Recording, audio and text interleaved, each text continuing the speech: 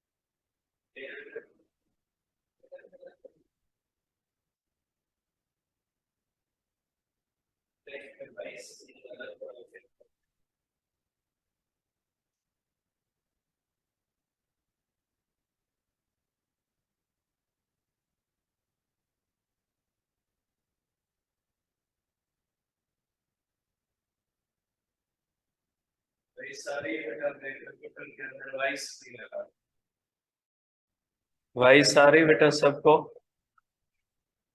चाहिए। हाँ, black body and black body radiation curves.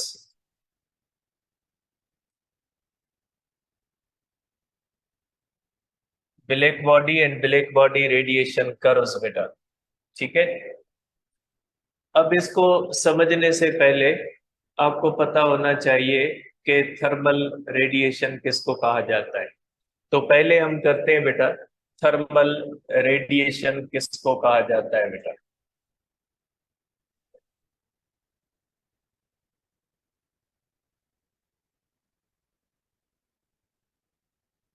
देखिए बेटा, थर्मल रेडिएशन का मकसद होता है रेडिएशन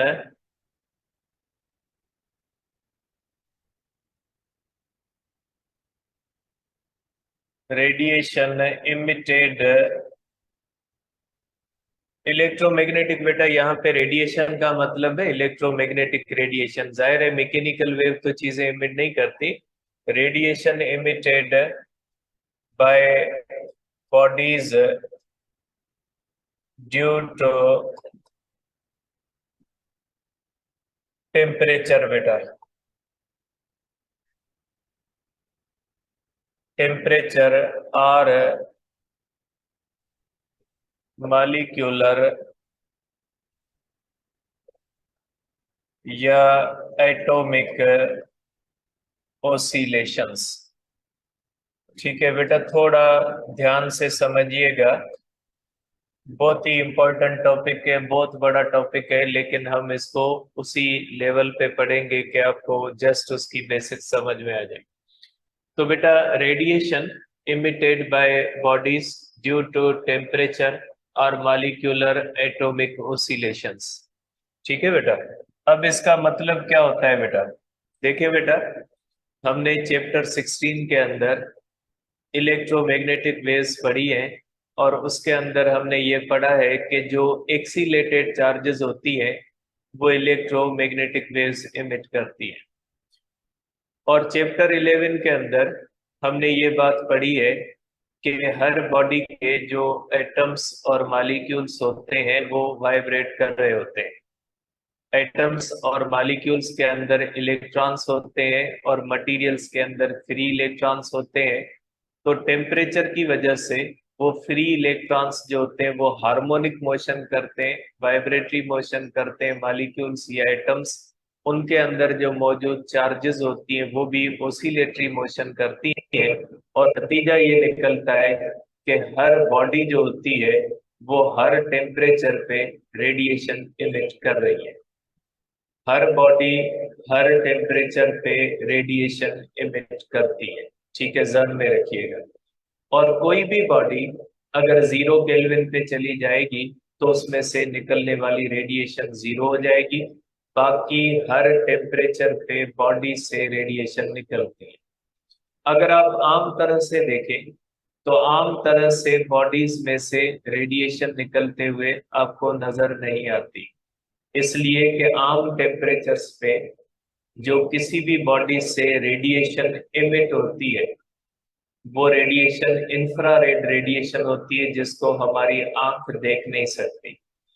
लेकिन अगर आप इसको ज्यादा गर्म करोगे, जैसे लोहा है, उसको जब आप गर्म करोगे तो आप देखोगे वो रेड कलर का बनता है, येलोइश बनता है, और उसके बाद वाइट टाइप का एक कलर ले लेता है जैसे जैसे टेम्परेचर बढ़ेगा। तो थर्मल रेडिएशन का मकसद है ऐसी रेडिएशन जो किसी भी बॉडी में से खुद में से इमिट हो, due to the temperature of the body, या ड्यू टू द मालिक्यूलर या एटॉमिक ओसिलेशंस, क्योंकि मालिक्यूलर और एटॉमिक ओसिलेशन के अंदर उनमें मौजूद इलेक्ट्रॉन्स जो होते हैं वो वाइब्रेट करते हैं, और वो इलेक्ट्रॉन्स जो वाइब्रेट करते हैं तो वाइब्रेटरी मोशन जो होती है वो एक्सीलरेटेड मोशन होती है, और इसलिए वो जो इलेक्ट्रॉन्स होते हैं वो रेडिएशन इमिट करते हैं। तो थर्मल रेडिएशन का मकसद है वो रेडिएशन जो किसी भी बॉडी में से निकलती है, उसको हम थर्मल रेडिएशन कहते हैं। ठीक है, तो थर्मल रेडिएशन को पहले समझें कि थर्मल रेडिएशन का मकसद होता है ऐसी रेडिएशन जो किसी भी बॉडी से इमिट होती है।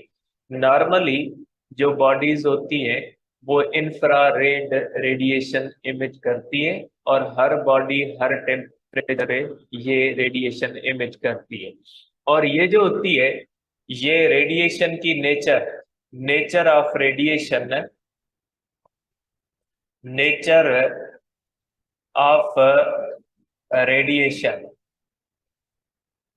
ठीक है, nature of radiation depends upon temperature, depends upon temperature. Nature of radiation किस पे डिपेंड करती है? टेम्परेचर पे डिपेंड करती है। ठीक है, ये ध्यान में रखिएगा। और इसका काज क्या होता है? काज ऑफ रेडिएशन क्या है? काज ऑफ रेडिएशन है, काज ऑफ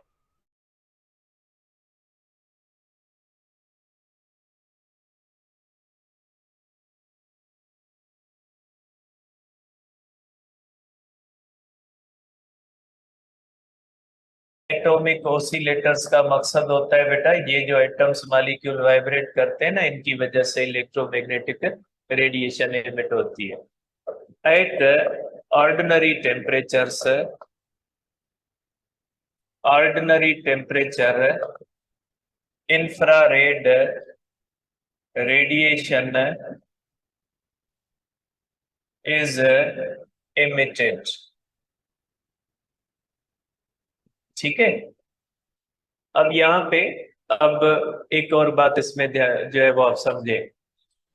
एक होती है थर्मल रेडिएशन, ठीक है, और दूसरी होती है रिफ्लेक्टेड रेडिएशन।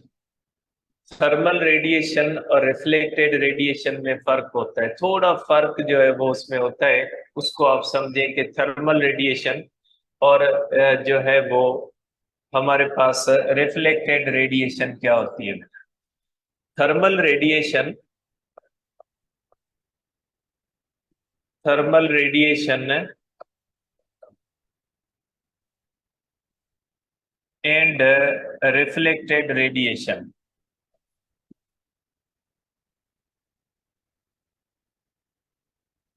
थोड़ा इसमें बेटा फर्क जानिएगा कि थर्मल रेडिएशन क्या होती है और रिफ्लेक्टेड रेडिएशन क्या होती है, इसमें थोड़ा फर्क जाने बेटा। देखिए, सपोज करें बेटा हमारे पास एक बॉडी है। अगर ये बॉडी है बेटा, ये इस तरह से, हर बॉडी के अंदर ऐसे होता है बेटा। आप देखते हैं यूनिवर्स के अंदर जैसे हमारे पास कम बॉडीज होती है, आपके सराउंडिंग में मुख्तलिफ चीजें आप देख रहे हो, उसमें से दो रेडिएशन आपको जो है वो आपकी तरफ आ रही है। एक वो रेडिएशन जो आपके रूम के अंदर जो बल्ब ऑन है उसकी लाइट आपके रूम के अंदर मुख्तलिफ चीजों के ऊपर पड़ रही है, और वो उनसे रिफ्लेक्ट होके आपकी आंखों में पड़ रही है, जिसकी वजह से आप उन चीजों को देखते हो। तो हम जो किसी भी चीज को देख सकते हैं वो रिफ्लेक्शन की वजह से भी देख सकते हैं और थर्मल रेडिएशन दोनों की वजह से देख सकते हैं। नॉर्मली जो चीजें हमारे पास पड़ी होती है उनको रिफ्लेक्शन की वजह से देखते हैं। लेकिन अगर कोई चीज गर्म कर दे, उसमें से खुद में अगर रेडिएशन निकलती है, तो भी उसकी वजह से आप उसको देख सकते हैं।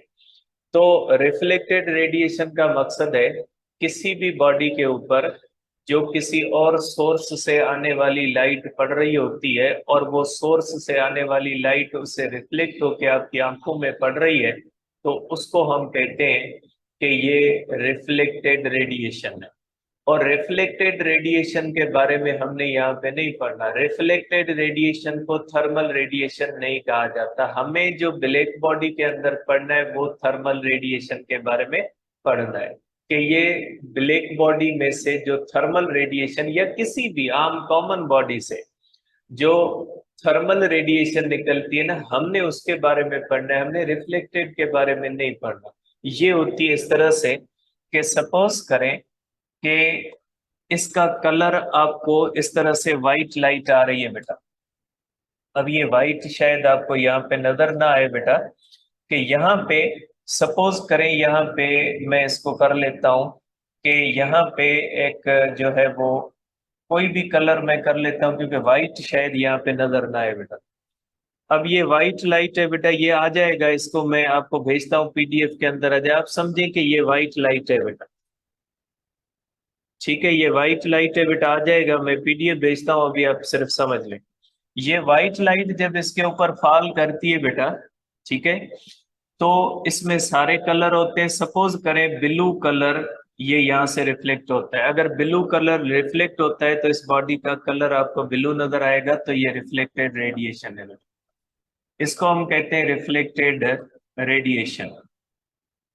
वो रेडिएशन जो किसी भी बॉडी के ऊपर किसी दूसरी बॉडी की आ रही है वो रिफ्लेक्ट करती है। और अगर इसमें से खुद में से कोई रेडिएशन निकल रही है इस तरह से, ठीक है, ये रिफ्लेक्टेड नहीं है, ये इसमें से खुद में निकल रही है, तो इसको हम कहते हैं, आप कह सकते हैं कि ये थर्मल रेडिएशन। ठीक है, थर्मल रेडिएशन होती है बेटा। थर्मल रेडिएशन का मकसद है वो रेडिएशन जो में से खुद में से निकलती है टेम्परेचर की वजह से या एटॉमिक ऑसिलेटर की वजह से। और रिफ्लेक्टेड का मकसद है वो रेडिएशन जो किसी और बॉडी की होती है। किसी और बॉडी से आने वाली लाइट जब इसके ऊपर फॉल करती है तो कुछ उसमें एब्जॉर्ब होती है, कुछ रिफ्लेक्ट हो जाती है, तो वो रिफ्लेक्टेड रेडिएशन होती है। तो हमने यहाँ पे रिफ्लेक्टेड रेडिएशन के बारे में नहीं पढ़ना, हमने यहाँ पे जो बिहेवियर पढ़ना है वो थर्मल रेडिएशन के बारे में पढ़ना है। तो थर्मल रेडिएशन के बारे में आप क्या कहोगे बेटा? Thermal radiation, thermal radiation is characteristic, thermal radiation is characteristic of body बेटा। थर्मल रेडिएशन किसी भी बॉडी की करेक्टरिस्टिक प्रॉपर्टी है, उससे हमें बॉडी का पता लगता है थर्मल रेडिएशन से, क्योंकि थर्मल रेडिएशन उसकी अपनी होती है, बाकी रिफ्लेक्टेड रेडिएशन किसी और की होती है। रिफ्लेक्टेड रेडिएशन आपको बॉडी के बारे में इंफॉर्मेशन नहीं देती, वो सिर्फ आपको बॉडी का कलर बता सकती है कि इस बॉडी का कलर आपको ब्लू अगर नजर आता है, इसका मकसद है वो सारी की सारी कलर्स को एब्जॉर्ब करती है, सिर्फ ब्लू को रिफ्लेक्ट करती है, और ब्लू आपकी आंखों में जब पड़ता है उस बॉडी से रिफ्लेक्ट होके तो वो आपको ब्लू नजर आती है। तो इस तरह से आप कहेंगे कि thermal radiation is characteristic of body.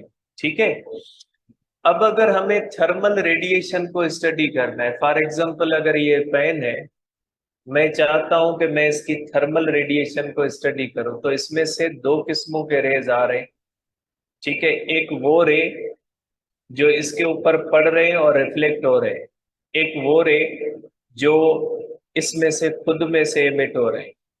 Means अगर मैं यहाँ पे इसकी थर्मल रेडिएशन को ऑब्जर्व करना चाहूं, तो मेरे पास इस बॉडी में से दो किस्मों की रेडिएशन आ रही, एक रिफ्लेक्टेड रेडिएशन आ रही है, दूसरी थर्मल रेडिएशन आ रही है। अब अगर मुझे थर्मल रेडिएशन की स्टडी करनी है तो जाहिर सी बात है मुझे रिफ्लेक्टेड रेडिएशन को साइड में रखना पड़ेगा। क्योंकि अगर मैं इसके ऊपर डायरेक्ट मैं अपना ऑब्जर्वेशन करूंगा तो मुझे ऑब्जर्वेशन में दोनों चीजें आ जाएंगी, रिफ्लेक्टेड रेडिएशन भी आ जाएगी और इंफ्रारेड। अब हमें पता कैसे लगेगा कि ये रिफ्लेक्टेड रेडिएशन है, ये थर्मल रेडिएशन? क्योंकि इस बॉडी में अगर कोई फॉर एग्जांपल इसमें से आती हुई लाइट किसी डिवाइस में हम डालते हैं और वो डिवाइस इसकी रेडिएशन का एनालाइजेशन करता है, इसको एनालाइज करता है कि इसमें से भाई कौन सी रेडिएशन निकल रही है, तो इसमें से तो दोनों रेडिएशन है, डिवाइस के पास रिफ्लेक्टेड भी जाएगी और डिवाइस के पास तो थर्मल भी जाएगी। डिवाइस तो आपको बताएगा कि इसमें ये भी हो रहा है, इसमें ये भी। अब डिवाइस को कैसे पता कि थर्मल रेडिएशन कौन सी है और रिफ्लेक्टेड रेडिएशन कौन सी है? तो इस तरह से आम बॉडी में से अगर हम आम बॉडी को इस्तेमाल करके थर्मल रेडिएशन को स्टडी करना चाहें तो ये थोड़ा मुश्किल बन जाता है, क्योंकि आम बॉडी से हमें दो लाइटें मिलती है, एक हमें रिफ्लेक्टेड मिलती है और दूसरी कौन सी मिलती है? थर्मल मिलती है। अब अगर हमें थर्मल की स्टडी करनी है, थर्मल की स्टडी करनी है, तो फिर हमें एक ऐसी बॉडी चाहिए जिस बॉडी में से रिफ्लेक्टेड लाइट ना आए। ठीक है, तो ध्यान में रखें, बहुत ही इंपॉर्टेंट चीज है, अगर हमें इस बॉडी की थर्मल रेडिएशन को ऑब्जर्व करना है, हम चाहते हैं, हम देखते हैं कि इसकी थर्मल रेडिएशन कौन कौन सी रेडिएशन इसमें से निकल रही है और वो क्यों निकल रही है, अगर उसको हम स्टडी करना चाहें तो इस बॉडी से आती हुई लाइट को हम एनालाइज करेंगे।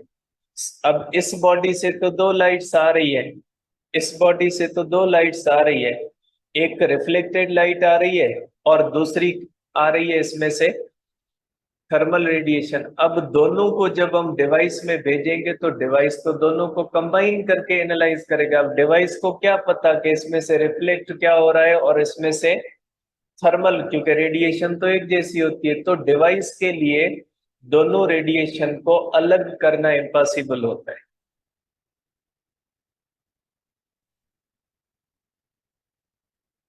कैमरा बंद थी वेगड़ी,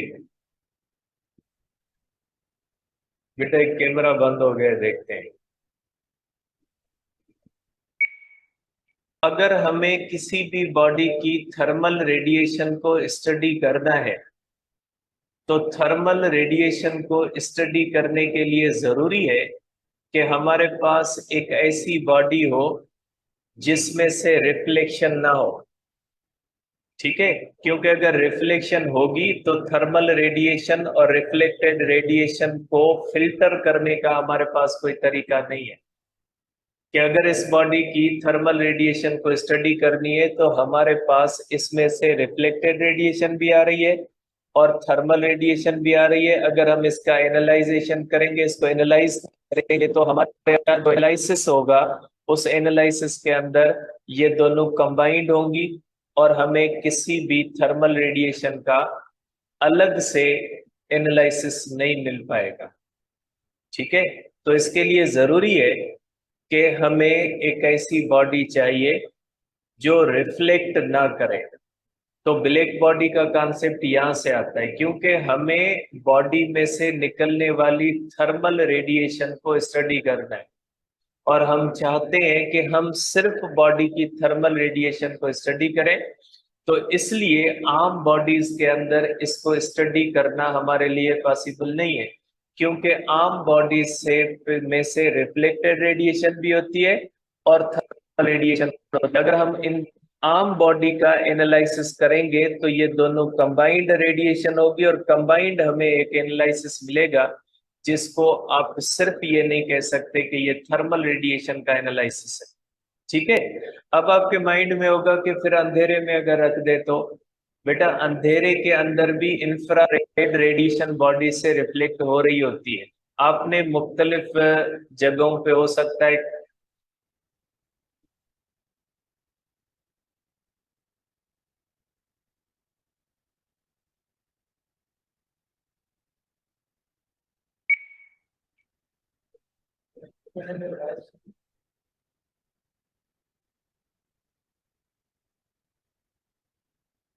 में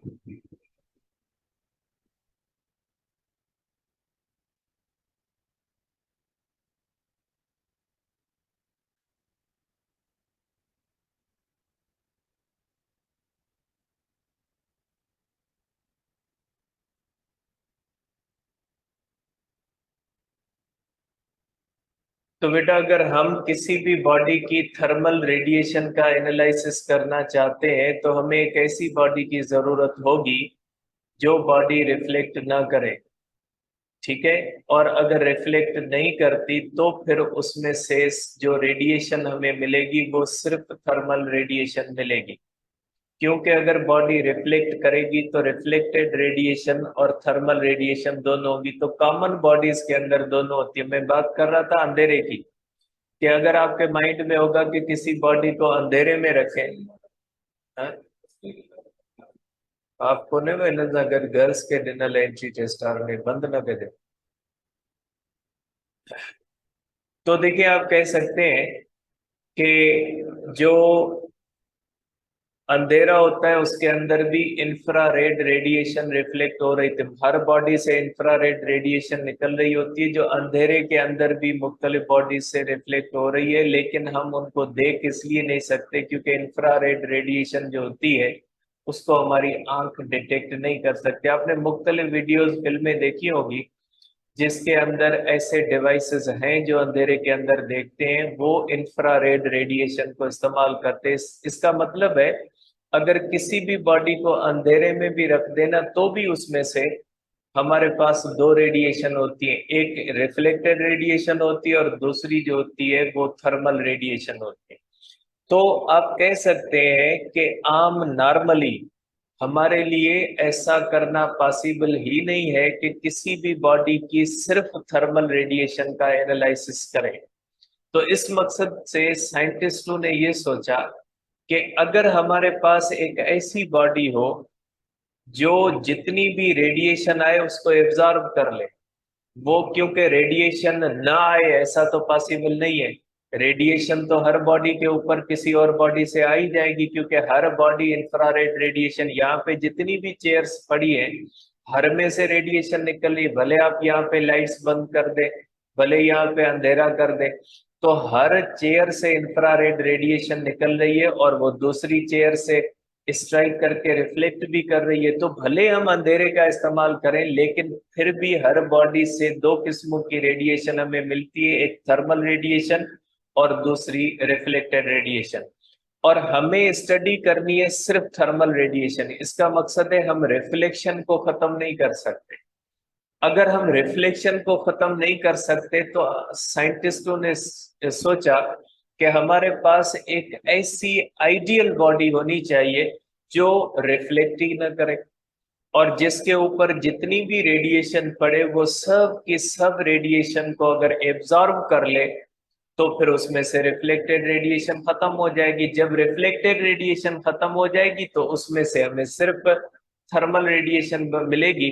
और ऐसी बॉडी की अगर हम स्टडी करेंगे, ऐसी बॉडी का अगर हम एनालिसिस करेंगे, तो हमारा एनालिसिस जो होगा उसके अंदर जो भी एनालिसिस होगा वो सिर्फ थर्मल रेडिएशन का होगा, क्योंकि ऐसी बॉडी के अंदर रिफ्लेक्टेड रेडिएशन होगी ही नहीं। तो इस मकसद के लिए साइंटिस्टों ने एक बॉडी का कॉन्सेप्ट दिया जिसको हम कहते हैं black body. Means black body एक ऐसी बॉडी होगी जो रेडिएशन को रिफ्लेक्ट नहीं करेगी। अब जब वो रेडिएशन को रिफ्लेक्ट नहीं करेगी तो सिर्फ वो रेडिएशन इमिट करेगी, थर्मल रेडिएशन इमिट करेगी। और फिर ऐसी बॉडी का अगर हम एनालिसिस करें तो वो एनालिसिस थर्मल रेडिएशन का एनालिसिस कहलाएगा। बाकी आम बॉडी की जो एनालिसिस होगी वो थर्मल रेडिएशन के साथ रिफ्लेक्टेड रेडिएशन के शामिल होने की वजह से प्योरली थर्मल रेडिएशन की एनालिसिस नहीं हो सकती। तो ब्लैक बॉडी की जरूरत हमें क्यों पड़ती है? ब्लैक बॉडी की रेडिएशन हमें इसलिए पड़ती है क्योंकि हम बॉडीज की थर्मल रेडिएशन के बिहेवियर को स्टडी करना चाहते हैं, ठीक है। तो अब हम करेंगे कि ब्लैक बॉडी किसको कहा जाता है बेटा, ठीक है। तो ब्लैक बॉडी किसको कहा जाएगा बेटा? ब्लैक बॉडी का मकसद होता है, इसकी जो है वो आप इस तरह से कर सकते हैं कि ब्लैक बॉडी का मकसद है body which can absorb all radiation all radiation falling on it बेटा। ठीक है, तो जब कोई भी बॉडी इस तरह से हो जो हर रेडिएशन को एब्जॉर्ब कर ले बेटा, अगर कोई भी यहाँ पे आती है वो सब की सब रेडिएशन इसमें से एब्जॉर्ब हो जाए, ये तो सारी एब्जॉर्ब होगी। अब इसमें जो इमिट हो वो सिर्फ इसकी अपनी हो, वो रिफ्लेक्टेड ना हो, इसमें से सिर्फ ये थर्मल रेडिएशन इमिट होती है। ब्लैक बॉडी से सिर्फ थर्मल रेडिएशन इमिट होती है, क्योंकि उसमें रिफ्लेक्शन जो होती है, इसमें रिफ्लेक्शन जो होती है वो रिफ्लेक्शन जीरो है बेटा, इसकी रिफ्लेक्शन जीरो होती है। तो अगर ऐसी बॉडी हमारे पास हो जिस बॉडी के ऊपर जितनी भी रेडिएशन गिरे वो सब की सब एब्जॉर्ब हो जाए, तो जाहिर सी बात है रिफ्लेक्शन तो होगी नहीं। जब रिफ्लेक्शन नहीं होगी तो उसमें से सिर्फ इमिटेड रेडिएशन होगी, और इमिटेड रेडिएशन का हम एनालिसिस करेंगे तो वो थर्मल रेडिएशन का एनालिसिस होगा। तो ब्लैक बॉडी की जरूरत हमें इसलिए पड़ती है कि हमारे माइंड में होता है ना रेडिएशन तो हर चीज से इमिट होती है, तो फिर हम आइडियलाइज्ड एक ब्लैक बॉडी का कॉन्सेप्ट क्यों लेते हैं? इसलिए कि आम चीज से सिर्फ थर्मल रेडिएशन नहीं होती, आम चीज में से रिफ्लेक्टेड रेडिएशन भी होते हैं। रिफ्लेक्टेड रेडिएशन उस बॉडी की प्रॉपर्टी नहीं होती जो रिफ्लेक्ट करे, वो तो किसी और बॉडी की है। अब अगर हम आम तरह से किसी बॉडी का एनालिसिस करेंगे, उसमें दो एनालिसिस होंगे, एक रिफ्लेक्टेड का जो किसी और बॉडी का होगा, और एक उसकी अपनी थर्मल रेडिएशन, और हम उनको अलग नहीं कर सकते। हमारे पास कोई ऐसा फिल्टर नहीं है जो आपको बताए कि ये रिफ्लेक्टेड है, ये इसकी थर्मल है, ऐसी तो कोई चीज है नहीं, रेडिएशन सब एक जैसी होती है। तो इसलिए आप कह सकते हैं कि हमें ब्लैक बॉडी की इसलिए जरूरत पड़ती है। तो साइंटिस्टों ने सोचा कि हमारे पास कोई ऐसी बॉडी हो जो रिफ्लेक्ट ही ना करे, तो फिर उसमें से हमें सिर्फ थर्मल रेडिएशन मिलेगी, और उसका अगर हम एनालिसिस करेंगे ना तो फिर हम कहेंगे कि ये इस बॉडी की थर्मल रेडिएशन का एक्चुअल एनालिसिस है। ठीक है, तो ब्लैक बॉडी का मकसद है कोई भी ऐसी बॉडी जो बिल्कुल भी रिफ्लेक्शन ना करे, जिसके अंदर किसी भी किस्म की रिफ्लेक्शन ना हो, सिर्फ थर्मल रेडिएशन हो, तो ऐसी बॉडी को हम कहेंगे ब्लैक बॉडी। ठीक है, और ब्लैक बॉडी नेचुरली हमें मिलती नहीं है। अगर नेचुरली हम बनाने की कोशिश करें, नेचुरली हम ये ढूंढने की कोशिश करें, तो नेचुरली हमें नहीं मिलती। कोई भी ब्लैक बॉडी नेचुरली एग्जिस्ट नहीं करती, ये आइडियलाइज्ड बॉडी है। ठीक है, ये एक आइडियलाइज्ड बॉडी है जो 100% एब्जॉर्बर होगी और जो 100% इमिटर होगी। ठीक है, मीन्स वो हर किस्म की रेडिएशन को एब्जॉर्ब करेगी और हर किस्म की रेडिएशन को इमिट करेगी बेटा। तो आप कहोगे कि ब्लैक बॉडी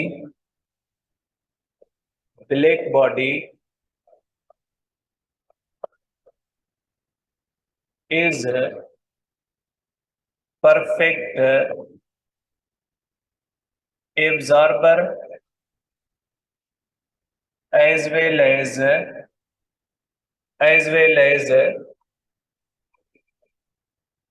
इमिटर। ये परफेक्ट ब्लैक बॉडी जो होती है ये परफेक्ट एब्जॉर्बर और परफेक्ट इमिटर होती है। ठीक है, एट एनी टेम्परेचर, किसी भी टेम्परेचर पे। ठीक है, अगर ब्लैक बॉडी है उसका कोई भी टेम्परेचर है, फॉर एग्जांपल अगर वो 10 डिग्री पे है, 50 पे है, 60 पे, किसी भी टेम्परेचर पे अगर आप उसको कोई भी रेडिएशन दोगे तो वो एब्जॉर्ब कर लेगी, और अगर उसको कोई रेडिएशन अगर आप टेम्परेचर दोगे तो वो इमिट भी करेगी। तो ये हर टेम्परेचर पे एक बेहतरीन एब्जॉर्बर होगी और एक बेहतरीन इमिटर होगी। आप ये भी कह सकते हैं कि अगर आपके पास एक ब्लैक बॉडी हो और एक आम बॉडी हो, दोनों का टेम्परेचर आप सेम रखते हैं, सपोज करें दोनों का आप रखते हैं 400 केल्विन, तो आम बॉडी में से थर्मल रेडिएशन जो निकलेगी उसके मुकाबले में ब्लैक बॉडी से ज्यादा निकलेगी। तो किसी भी टेम्परेचर पे ब्लैक बॉडी आम बॉडी से ज्यादा एब्जॉर्ब कर सकती है और ज्यादा इमिट भी कर सकती है। ठीक है, तो ये बात ध्यान में रखिएगा कि ब्लैक बॉडी एक बेहतरीन एब्जॉर्बर है और बेहतरीन इमिटर है as compare to the real objects.